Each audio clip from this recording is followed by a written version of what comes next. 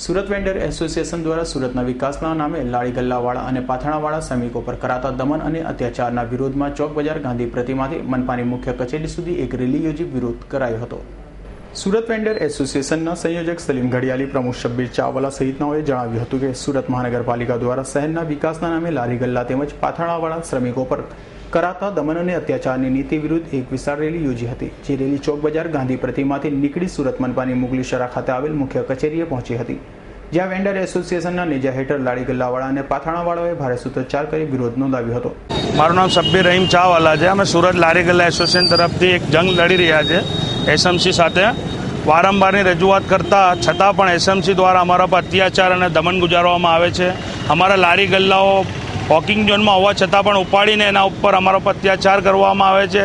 Supreme કોર્ટના order હોવા છતાં પણ ટાઉન વેન્ડિંગ કમિટીનું નિર્માણ કરવામાં નથી આવતું અને શહેરના વિકાસના નામ પર અમારા ઉપર અતસ્ય અને એકદમ જબરજસ્ત જુલમ અને અત્યાચાર કરવામાં આવે છે। અમે એસએમસીને ફક્ત ને ફક્ત એ જ કહેવા માંગીએ છીએ કે ભાઈ શહેરના અંદર પહેલાં ટાઉન વેન્ડિંગ કમિટી બનાવવામાં આવે, લારી ગલ્લાના હિતમાં લારી ગલ્લાવાળાને જગા ફાળવવામાં આવે અને પછી એ લોકોને લારી ગલ્લાવાળાને જગા ફાળવ્યા પછી જ એ જગ્યા પરથી હટાવવામાં આવે।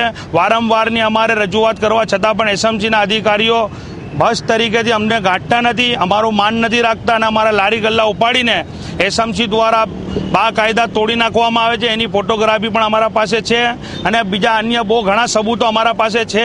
અમે ફોટોગ્રાફી પણ કરતા આવ્યા છે અને શહેરના અંદર આ રીતનું દમન અત્યાચાર કરવામાં આવી રહ્યું છે। અમે એસએમસીથી ફક્ત ને ફક્ત આટલી અપેક્ષા રાખીએ છીએ કે શહેરના હિત માટે શહેરના લારી ગલ્લાવાળા પણ આ શહેરનો એક હિસ્સો છે। શહેરના અંદર થઈ રહ્યા જેટલા પણ બાંધકામો, જે પણ ગેરકાનૂની પ્રવૃત્તિ થાય છે એના ઉપર ધ્યાન આપવામાં ધ્યાન કરે અને લારી ગલ્લાવાળા પર અત્યાચાર કરવાનું બંધ કરે। આ લારી ગલ્લાવાળાઓની માંગ છે। એ માટે અત્યારે અમે સુરત શહેર મ્યુનિસિપાલિટી કમિશનરશ્રીને આવેદનપત્ર ફાળવી ને આ વાતની જાણ કરીશું કે ભાઈ શહેરમાં લારી ગલ્લાવાળા પર અત્યાચાર બંધ કરવામાં આવે।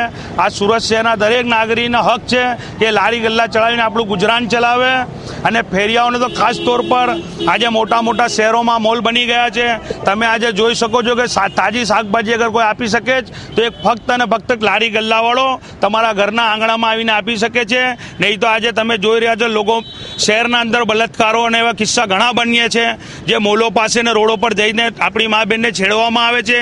અગર આ લારી ગલ્લાવાળા જો લોકોના ઘર અને આંગણા તરફ શાકભાજી લઈને એને નહીં આપશે તો આ મા બહેનોને મોલો તરફ વળવું પડશે અને લોકોનો એક જાતનો શિકાર બને એવી શક્યતા છે। જેથી કરીને લારી ગલ્લાવાળાને માન આપવા સુરત શહેર કમિશનરશ્રીને અમે નોંધ કરીએ છીએ।